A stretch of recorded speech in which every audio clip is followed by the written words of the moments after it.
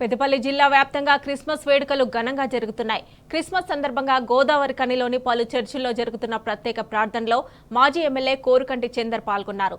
బైబిల్లో చెప్పిన విధంగా సూక్తులను పాటించి ప్రపంచ శాంతికి అందరూ పాటుపడాలన్నారు. బీఆర్ఎస్ హయాంలో క్రిస్మస్ కు కానుకలు అందజేశామన్నారు.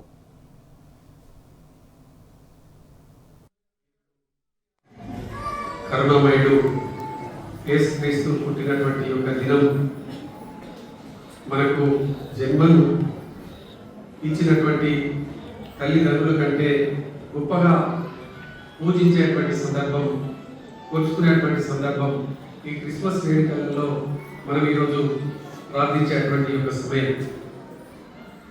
మన గారు చెప్పినటువంటి వాక్యాలను సంపూర్ణంగా ప్రతి ఒక్కరు కూడా ఈ యొక్క జీవితం అంతా కూడా యేసు మా కోసం జన్మించినాడు.